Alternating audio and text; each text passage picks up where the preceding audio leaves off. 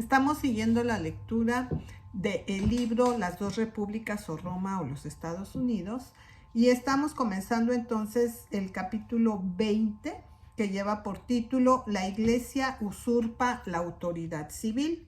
Vamos a ver la primera parte. Los eventos relatados en los 5 capítulos inmediatamente anteriores demuestran abundantemente que la promesa de la unidad de la fe que los obispos hicieron a Constantino fue un fraude y que las bendiciones prometidas y esperadas que devengaran al Estado por la unión con la Iglesia resultó ser una continua y horrible maldición para el Estado y la sociedad en general. Al rastrear la fe de la Iglesia Católica, se ha hecho necesario tratar en gran medida con la sociedad y el Estado, pero a pesar de lo malo que fue en el este, fue peor en el oeste. La razón es que en el Imperio de Oriente la autoridad imperial mantuvo su lugar por encima de la Iglesia. El poder civil seguía siendo superior al eclesiástico, mientras que en el Imperio Occidental la Iglesia se exaltaba por encima del Estado, que el eclesiástico se hizo superior al poder civil. Trazar el rumbo y descubrir el resultado del funcionamiento del sistema occidental, es decir, del papado de hecho, es el propósito del presente capítulo. En el boceto de los obispos de Roma, desde Melquiades a Leo, dado en el capítulo anterior, hemos visto la obra del espíritu episcopal en la exaltación del obispado de Roma al lugar de supremacía en la religión. En las controversias que hemos rastreado, se ve claramente que para asegurar el peso de la influencia del obispo de Roma, cada uno en su lado particular de la cuestión, las partes en las innumerables controversias que mantuvieron todo en fermento, siempre estaban dispuestos a otorgar todo tipo de título halagador y muestra de distinción sobre aquel a quien apelaron. Luego, cuando las polémicas habían culminado en el consejo inevitable, la parte victoriosa, en armonía con el obispo de Roma, sumado a su halagadora unción sobre él, el peso del consejo en cualquier dignidad y honores que podría optar por otorgar. De hecho, nunca hubo una polémica en la que no hubo apelación al obispo de Roma por una o ambas partes, y casi siempre por ambas, y nunca hubo un consejo general que estuviera de acuerdo con el obispo de Roma, por lo que no hubo ningún honor especial o dignidad conferida a él. Por otro lado, hubo una curiosa serie de políticas y eventos que conspiraron para el mismo resultado y que aún abrió más plenamente el camino para que la Iglesia usurpara el poder civil y que el obispo de Roma invadiera la autoridad imperial. Diocleciano estableció su capital en Nicomedia y Maximiano en Milán en el año 304, y con la excepción de Magencio y Constantino, durante breves periodos, nunca después hubo un emperador que hizo de Roma su capital.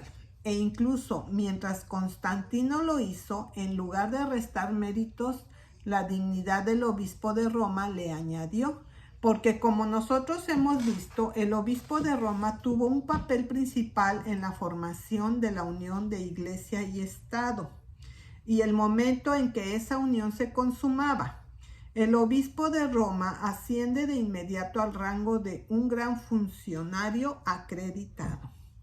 Mientras Constantino estuvo en Roma, el obispo de Roma, la cabeza de la religión del emperador, se hizo de pública estimación, en autoridad e influencia, inconmensurablemente el superior a todos los de rango sacerdotal. Mientras Roma es la residencia imperial, un llamamiento al emperador es un llamamiento al obispo de Roma. Así, la presencia de Constantino en Roma redundó en la importancia y dignidad del obispado de Roma, pero no fue hasta que Constantino trasladó su capital a Constantinopla que se abrió el camino para el juego completo de ese espíritu arrogante que siempre ha sido la característica principal de ese dignatario. La ausencia de un competidor secular permitió que la autoridad papal creciera y desarrollara su fuerza secreta, y bajo los halagos necesitados de un favor imperial, hizo lo que quiso, y más rápido que nunca su poder creció. En el esquema de la jerarquía que se da, se notará que en la gradación de los dignatarios de la Iglesia, el ascenso fue solo hasta donde correspondía a los 4 prefectos en el Estado. No hubo por encima de los 4 patriarcas un obispo sobre ellos, y solo sobre los prefectos el emperador. La única gran razón de esto es que Constantino no solo era emperador, sino obispo, y como obispo de los externos en la Iglesia ocupó el lugar de obispo principal, pontífice supremo sobre los 4 patriarcas, precisamente como él tenía como emperador la autoridad principal sobre los 4 prefectos. Sin embargo, en la naturaleza de las cosas era inevitable y solo una cuestión de tiempo en que el obispo de Roma afirmaría como cuestión de derecho su supremacía sobre todos los demás. Y cuando esto se cumpliera, la cuestión de la supremacía se interpondría entre él y el emperador solo, lo que abriría el camino para que el obispo de Roma invadiera la autoridad civil e imperial. Este espíritu se manifestó en la acción del obispo de Borne al evitar concienzudamente el título de patriarca, como colocarlo al mismo nivel que otros patriarcas. Siempre prefirió el título de papá o papa, y esto porque patriarca denota un gobierno de la Iglesia oligárquica, es decir, un gobierno por unos pocos, mientras que papa denota un gobierno de una iglesia monárquica, es decir, gobierno por uno. De nuevo, de todo el occidente no había rival para el obispo de Roma, mientras que en Oriente había 3 rivales, unos de otros, cuyos celos no solo frenaron las usurpaciones de uno al otro, pero construyeron la influencia y la autoridad del obispo de Roma. Además de todas estas cosas, tanto la debilidad como la fuerza de la influencia y la autoridad imperial fueron hechas para servir al espíritu ambicioso del obispado de Roma. Después de la muerte de Constantino, con la excepción de Valentiniano I, nunca hubo un solo emperador capaz en Occidente, e incluso Valentiniano I era el sirviente del obispo de Roma en la medida en que promulgó una ley que facultaba al obispo de Roma para examinar y juzgar a otros obispos.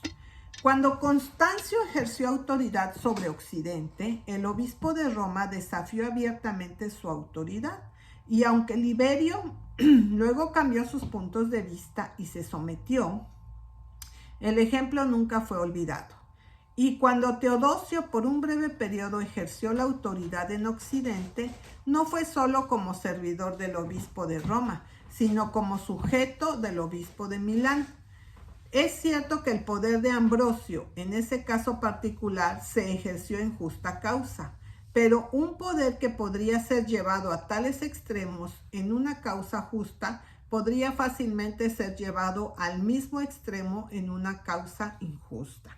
Así que esto había sido ejercido antes en varias ocasiones, por lo que se ejerció posteriormente en innumerables ocasiones y por otras que no fueran de Ambrosio. Todas estas cosas conspiraron para abrir el camino a la exaltación del poder eclesiástico por encima del civil, y los eclesiásticos caminaron diligentemente por el camino así abierto. La semilla que dio directamente este fruto maligno también fue sembrada en esa oscura intriga entre Constantino y los obispos, que formó la unión de la Iglesia y el Estado y creó al papado. Esa semilla fue sembrada cuando Constantino otorgó sobre los obispos el derecho de los asuntos de juicio civil.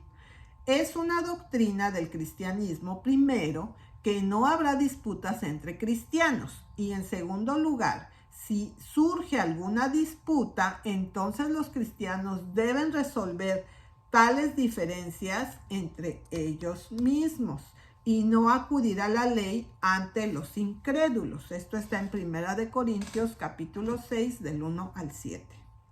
Esta orden fue seguida fielmente en la iglesia en el comienzo, pero como el poder y la influencia del obispado creció, este cargo fue usurpado por el obispo y todos esos casos fueron decididos por él solo, hasta la unión de la iglesia y Estado. Sin embargo, todo hombre tenía derecho a apelar ante la decisión del obispo al magistrado civil. Muy poco después del establecimiento de la Iglesia Católica, Constantino igualmente promulgó una ley a favor del clero, permitiendo que los obispos dictaran sentencia cuando los litigantes prefirieran apelar a ellos en lugar de la corte secular. Promulgó que su decreto debería ser válido y tan superior al de otros jueces como si se pronunciara por el propio emperador, que los gobernadores y subordinados y oficiales militares debían velar por la ejecución de estos decretos y esa sentencia, cuando la dictaran, debía ser irreversible. Sin embargo, esto fue solo en los casos en que los litigantes comparecieron voluntariamente y sometieron sus causas a la decisión de los obispos.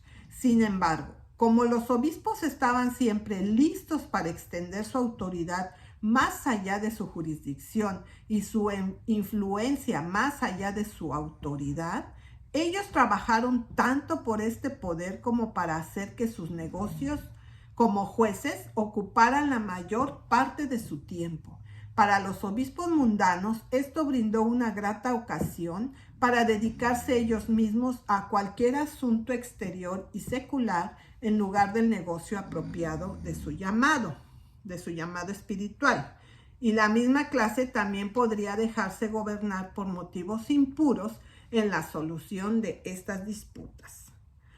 Algunos obispos extendieron este derecho a lo que se conocía como el derecho de intervención, es decir, el derecho de interceder con el poder secular en ciertos casos. El privilegio de interceder ante el poder secular por los criminales, prisioneros y desafortunados de todo tipo había pertenecido a los sacerdotes paganos y especialmente a los vestales, y ahora pasó al ministerio cristiano, sobre todo a los obispos, y desde entonces se convirtió en una función esencial de su oficina. Este cargo fue asumido por primera vez por los obispos paganos, pero pronto, en lugar de interceder, comenzaron a dictar. En lugar de solicitar, empezaron a mandar. Y en lugar de suplicar por los desafortunados que lo merecían, interferían con la auténtica administración de los magistrados civiles. Ya en el concilio de Aries, en el año 314, el segundo concilio que se llevó a cabo por la dirección de Constantino, el poder de la Iglesia comenzó a invadir en este asunto sobre la jurisdicción del Estado. El canon 7 de este concilio, encargado de los obispos para asumir la supervisión de tales magistrados civiles dentro de sus respectivas sedes, al igual que los miembros de la Iglesia, y si los magistrados actuaron de manera inconsistente con sus deberes cristianos, debían ser expulsados de la Iglesia. Esto fue a la vez para dar a los obispos la dirección del curso de los asuntos civiles y los magistrados que eran miembros de la Iglesia.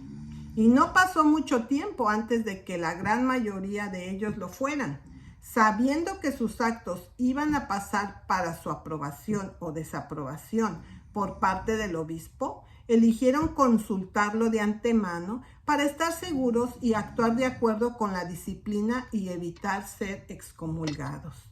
Así, mediante una fácil gradación y extensión de poder, el obispado asumió jurisdicción sobre la jurisprudencia del Estado.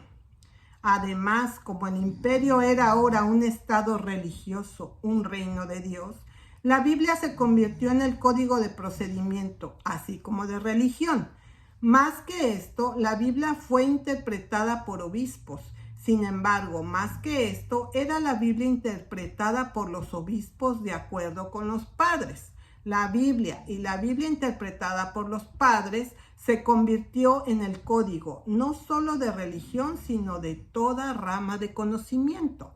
Y como los padres, ellos mismos necesariamente debían ser interpretados, los obispos se convirtieron en los únicos intérpretes del código, así como en los censores de la magistratura en toda la jurisprudencia del imperio.